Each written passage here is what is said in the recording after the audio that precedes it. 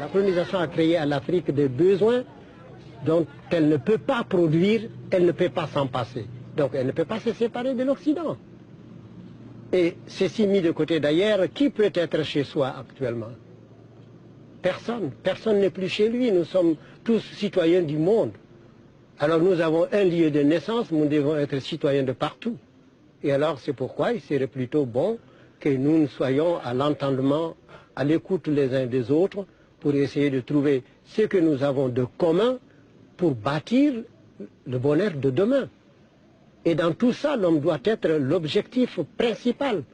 Parce que toute réalisation qui ne fait pas le bonheur de l'homme est un long feu. C'est comme on tire à la cible et puis on rate le but.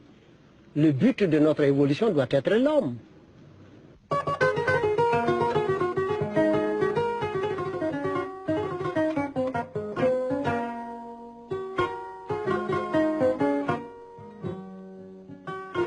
La compréhension n'est pas la même en Europe qu'en Afrique. Et c'est ainsi, par exemple, qu'en Afrique, en Europe, quand vous regardez quelqu'un droit dans les yeux, c'est de la sincérité. Et chez nous, c'est une insolence. Alors, en Europe, pour respecter, on se décoiffe. Et en Afrique, on se déchausse. Vous voyez, des fois, on a des choses pour aller le même but, mais nous empruntons des chemins différents. C'est comme tout autour d'une montagne. Vous voulez aller au sommet de la montagne, mais chacun peut prendre un chantier. Vous ne verrez pas le même paysage, vous ne suivez pas la même sinuosité jusqu'au moment où vous arrivez au sommet et vous vous trouvez nez à nez pour dire que la vérité est une, mais seulement elle change de couleur, tout comme la lumière solaire dans un prisme.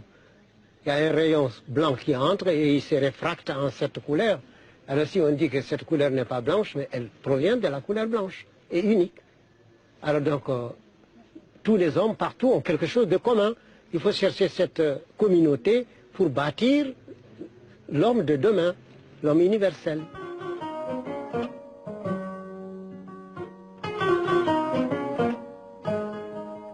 Il faudrait que la tradition occidentale se considère comme une des rails du chemin de fer et que la tradition africaine se considère comme l'autre.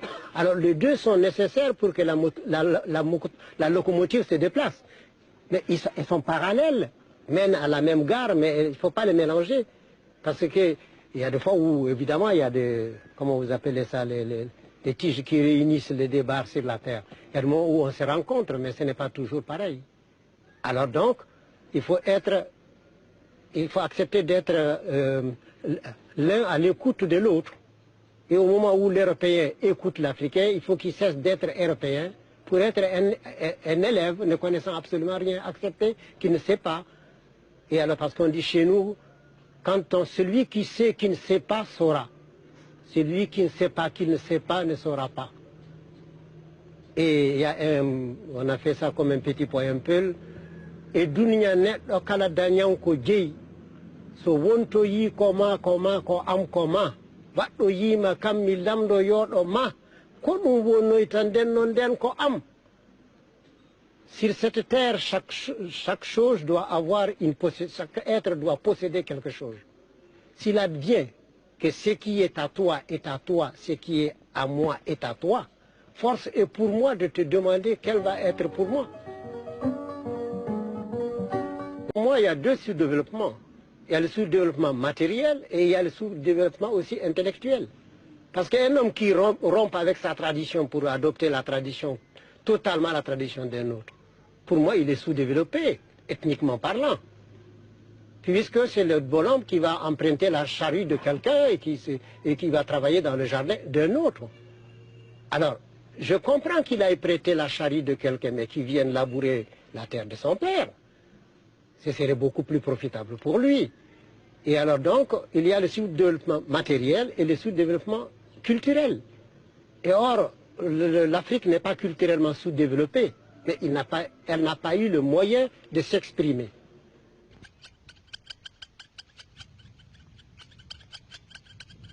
Vaincre le sous-développement est une tâche gigantesque. L'Europe, avec sa technologie et son savoir-faire, n'y est pas parvenue. Après tout, n'oublions pas que la France a administré le Mali pendant 75 ans et que le pays n'a même pas atteint le stade du prédécollage. Les dirigeants africains aujourd'hui s'attaquent au sous-développement avec la vigueur que donne une meilleure connaissance du problème. Ils le doivent de manière pressante, car le peuple attend d'eux qu'ils donnent un contenu concret aux idéaux d'indépendance et de décolonisation. Leur responsabilité est écrasante.